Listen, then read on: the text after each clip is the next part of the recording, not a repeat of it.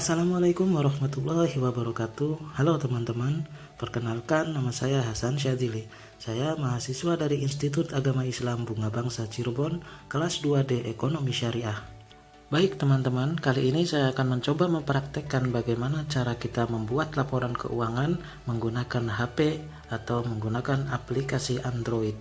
Karena kita tahu untuk pencatatan keuangan di dalam ekonomi, apalagi untuk mahasiswa jurusan ekonomi syariah, tentu ini merupakan suatu peranan yang sangat penting diketahui. Karena apa? Karena laporan keuangan sendiri itu merupakan suatu hal yang sangat penting untuk kita ketahui, di mana laporan keuangan ini kita bisa mengetahui ke depannya prospek usaha kita itu seperti apa, dan untuk mengambil suatu keputusan di dalam langkah suatu usaha. Baik, bagaimana cara pembuatan laporan keuangan dengan menggunakan aplikasi Android atau dengan menggunakan HP? Langsung saja kita lihat cekidot. Assalamualaikum warahmatullahi wabarakatuh. Baik teman-teman sekalian, kali ini kita akan mencoba mempraktekkan bagaimana sih cara membuat laporan keuangan pada suatu MKM, dan ini berlaku untuk semua MKM ya, mau apapun itu ya, ini bisa dipraktekkan. Nah, langsung saja kita memakai aplikasi akuntansi UKM ya. Kenapa saya memilih aplikasi akuntansi UKM? Karena aplikasi ini selain filenya kecil, kemudian juga fiturnya lengkap untuk pencatatan keuangan. Baik, langsung saja kita masuk ke akuntansi UKM ya, aplikasinya. Nah, di sini saya mencoba membuat laporan keuangan welder Cakra Buana. Ini studi kasus bengkel las. Jadi pembuatan baja ringan, kanopi, kemudian pagar, pintu, dan semuanya yang berkaitan dengan las. Nah, ini saya biasanya di sela-sela liburan kuliah, biasanya saya ikut sama kakak gitu. Jadi membangun project, biasanya saya nawarin ke orang-orang atau ke Facebook. Jadi saya coba tawarin, kemudian setelah deal harganya maka saya kerjakan dengan kakak gitu. Nah, ini welder Cakra Buana.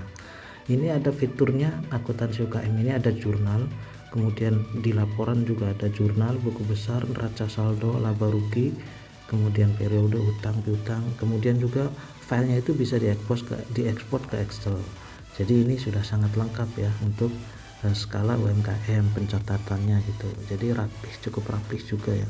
Baik, langsung saja kita masuk ke jurnal. Ini kenapa saya sudah saya ketikkan, karena ini nanti akan sangat lama kalau misalkan saya mengetik satu persatu studi kasusnya untuk pencatatannya. Jadi caranya seperti ini. Jadi kalau misalkan untuk sampel saja ya, ini kita tekan yang tanda plus ini nih. Nah, tanda plus. Nah, ini untuk transaksi baru kita masukkan tanggal ini di samping. Nah, ini kita bebas tanggal berapa. Nah, kemudian setelah misalkan contoh tanggal 15, klik OK. Nah, ini pemasukan atau transaksinya, pengeluaran, utang atau piutang, atau tambah modal atau tarik modal. Nah, ini disesuaikan saja ya teman-teman seperti apa transaksinya. Kemudian contoh kita masukkan saja misalkan pemasukan. Nah, ini diterima dari apa nih? Nah, ini dari penjualan barang kah, atau ikhtisar laba rugi, atau retur penjualan dan sebagainya.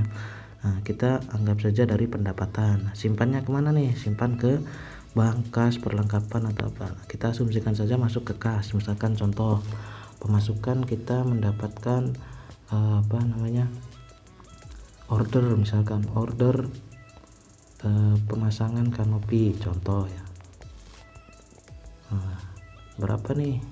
Contoh misalkan 5 juta. Nah, ini kita hanya sebagai sampel saja ya. Nanti untuk selanjutnya silahkan teman-teman sesuaikan saja, kemudian klik simpan. Nah, ini sudah tersimpan nanti di jurnal. Nah, ini tanggal 15 ini. Tanggal 15 ini, yang 15 ini tanggal. Nah, ini saya hapus saja ya, karena saya mencoba membuat laporan atau menjelaskan laporan keuangan saya. Nah, ini tanggal 1. Nah, ini ada saya pembuatan biaya rangka spanduk 4 kali 1,5 meter. Ini di piutang masuknya ya. Karena apa? Karena ini orang ini pemesan nggak langsung membayar langsung, jadi 4 juta. Nah, ini DP, kemudian di tanggal 2 Februari ini membayar DP 2 juta. untuk pembuatan rangka spanduk.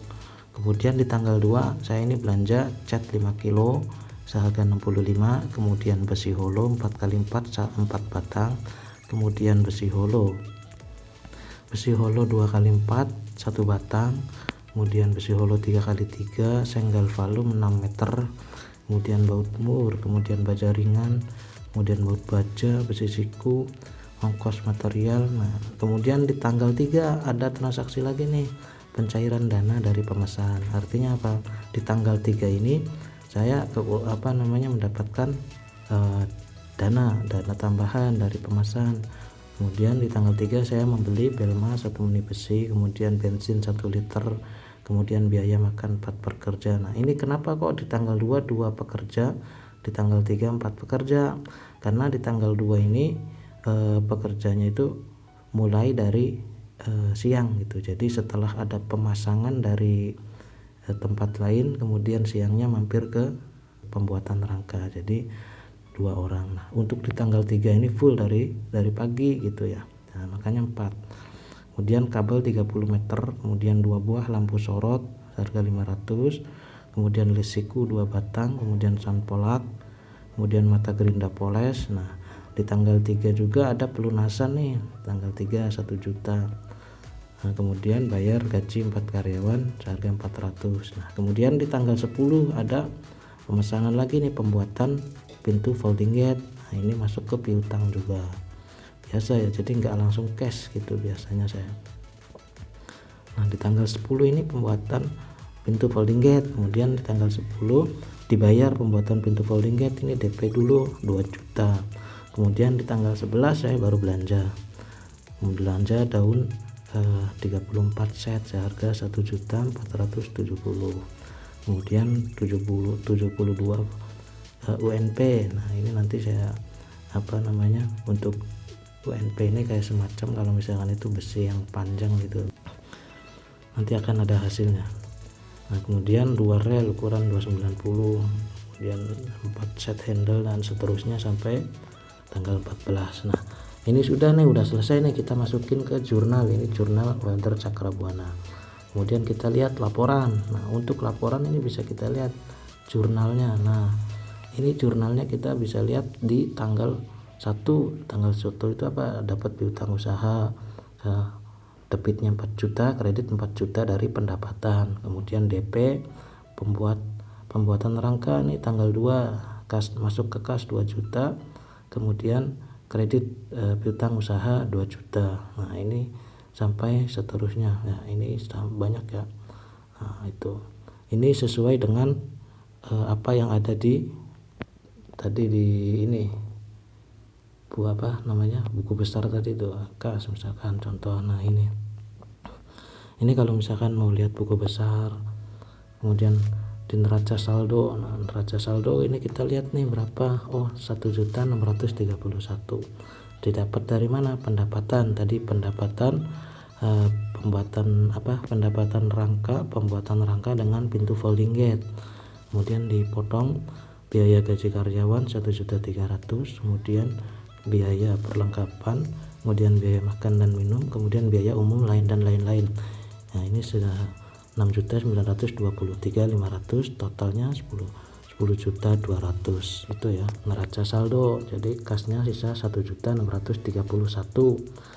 Kemudian laba rugi. Nah, ini untuk laba rugi ini juga jelas gitu loh. Nah, ini ya, jadi bisa teman-teman lihat ya, pendapatannya itu kan 10.200.000, kemudian harga pokok penjualannya juga 10.200.000. Untuk biayanya total admin dan umum ini 8.568.500.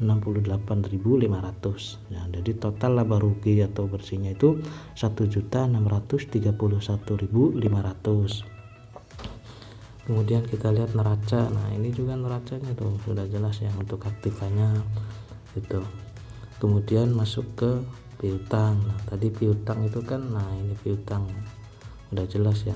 Nah, udah lunas pembayarannya. Nah, kemudian setelah itu kita bisa masukin atau diekspor ya. Nah, ini kita bisa juga melihat periode nih, periode misalkan mulai dari tanggal 1 misalkan untuk keuangan ya, maksudnya untuk pencatatannya ada dari tanggal 1 misalkan sampai tanggal 25 Februari. Nah ini jelas. Nah ini untuk tanggal 1 sampai tanggal 25 ini jelas, jadi saldonya itu ada 1.631.500, kemudian tanah dan sebagainya, karena saya tidak transaksi tentang tanah, bangunan, kendaraan dan sebagainya itu ya, jadi hanya jasa saja, jasa kemudian membuat gitu.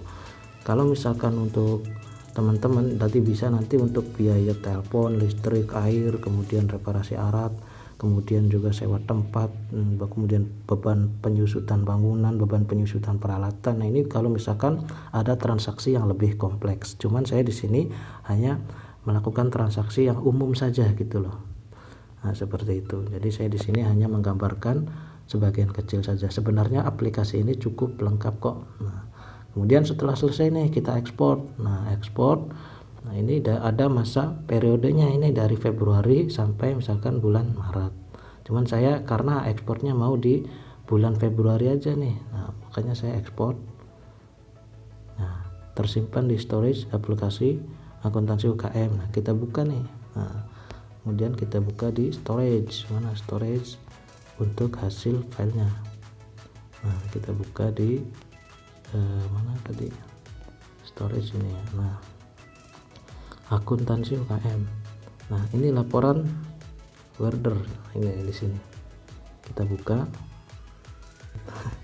Nah ini hasilnya ya, jadi udah berbentuk Excel, jadi nanti bisa kita edit atau kita sesuaikan untuk pencatatannya. Ini ada jurnal. Nah jurnalnya seperti apa ya tadi itu kan. Nah ini sudah lengkap ya. Nah ini sudah saya, nah ini mulai dari pertanggalnya kemudian ke bawah itu. Nah, ini sampai transaksi tanggal 14 gitu. Kemudian kita masuk ke buku besar. Nah ini buku besar juga tuh, jadi sudah lengkap ya untuk aplikasinya itu.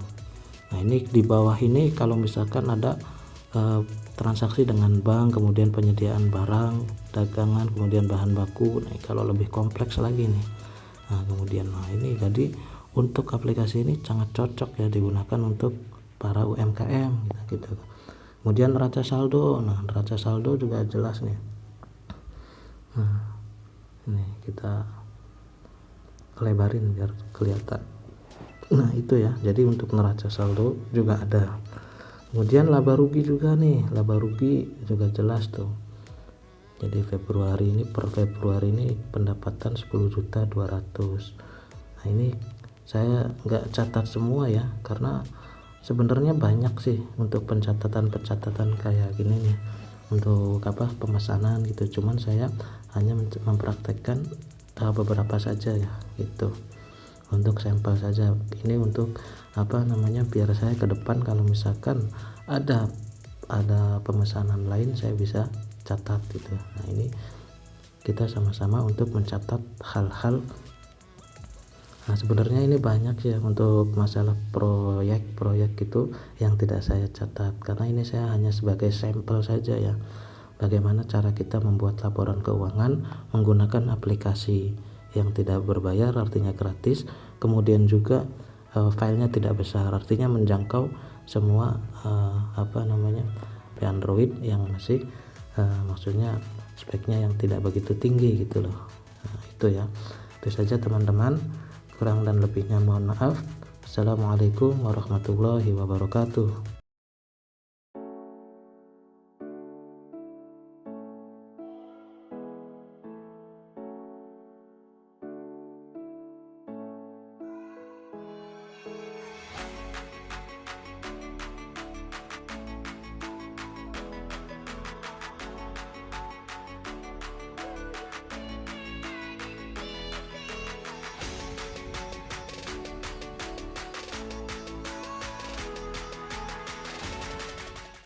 Baik teman-teman, itu ya tadi cara pembuatan laporan keuangan dengan menggunakan HP. Sangat mudah bukan?